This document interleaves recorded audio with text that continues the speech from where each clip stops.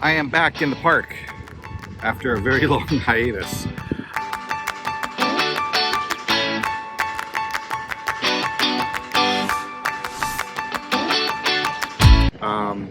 Feels weird to be back here a little bit. What is today? Today's June something-ish. And mid-June, 20 something. And I've been away for a while from the YouTube channel. Well, you know, 3 months. Not a crazy amount of time. Not compared to before when I was gone for 10 years. This is a relatively short amount of time. And I'll talk about why and some of the things I've been doing in the meantime. I went to Texas, did the judging certification course.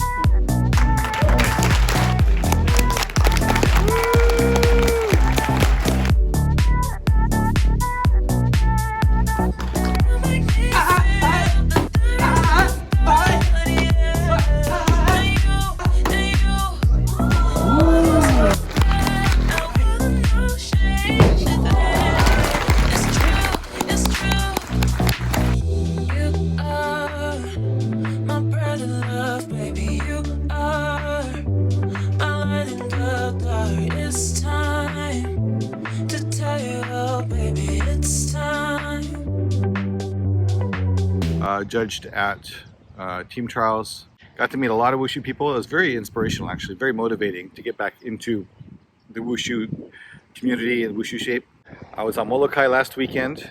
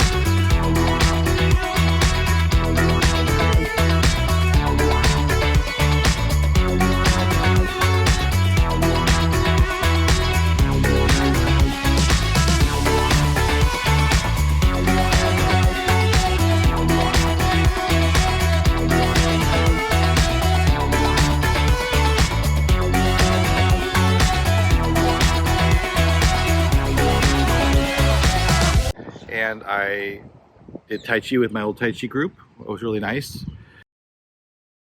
But yeah, my physical shape has deteriorated because I haven't been training as consistently as I was before, which was what, 2 or 3 times a week. The time away has given me a chance to reflect a little bit on what would be a good way to train moving forward, because I think I was going at it a little bit backwards, taking on a bit too much. Rebecca had a vlog, link below, and she talked about overwhelm and burnout and how a lot of people have the feeling or the idea that you just need the motivation when you tack more things onto your plate without thinking about removing things from the plate before you put something else on. And that was really my case. I mean, you always hear the analogy about the cup being already full and you can't put more tea in it. And that was my case. I had a very full cup and I just added tea to it. I had been vlogging before Wushu Adventure started blogging on my own personal channel for about a month and a half or 2 months before January. And then January I started blogging on this for about 3 months, 3 months. So that was about 5 months total where I was vlogging every week, putting out a vlog. And I think just the extent of that, along with working and teaching, I was doing too much and burning myself out. And I lost my motivation, I lost my drive to do it. And I also realized I got complex. My editing was complex. I was doing a lot of different things, titling, intros, outros, all that kind of stuff. And I don't need all that stuff. I could just talk and share what's going on. And if I want to add some stuff in, I can, but I don't have to. And I don't have to have a long video. It could be a short one, just a couple ideas or thoughts I wanted to share and talk about, or maybe just a little bit about training. I'm going to reapproach it and be much more about just sort of casual vlogging, not like serious vlogging like I was doing before with higher production quality and stuff. Like, hey, today I'm at the blah, blah, blah. This is what I'm doing. Check it out. Just casual. And it's interesting. The last couple months I've been keep thinking about, how do I get back into vlogging again? What's the process for reigniting that interest or that passion for doing it? And it really isn't about having that passion or motivation. It's just about, practicing vlogging to develop that skill, just like practicing Wushu to develop the skill. You're not always going to be motivated to train Wushu, especially on your own, which I realized, wow, training by yourself is not easy. Kudos to those who have done it in the past. Javon Holmes, Anshu. I mean, you guys train for international competition just by yourselves. Mind-boggling that you guys did that, because I tried training for myself for a couple months and I totally burned out. But it doesn't have to be about, the high level of whatever. Just, do some mabu, do some stretching, do some kicks, do a couple punches. Just do something. It doesn't have to be all out gangbusters, crazy training, and the intensity can grow over time.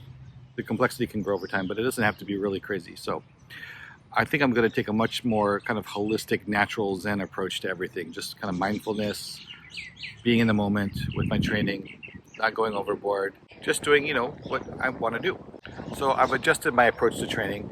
And like I said, being in Texas was very motivating. Being around Wushu people again was very motivating. Realizing that not having a place to train, not having a Wushu guan, not having a coach, so important to have those things.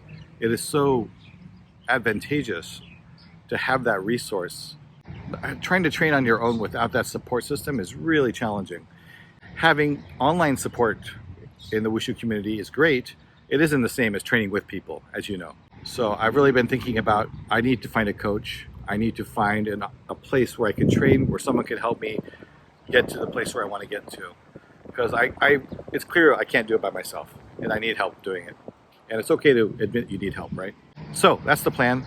I'm going to think about how to approach that. In the meantime, there's no coach here in Hawaii. I don't have a place to train, and that's okay for now. But I'm going to take opportunities that I can when I'm traveling to find places to train, find coaches to train with. And during the summer, I'll be doing a little bit of traveling, but it's mostly within Hawaii.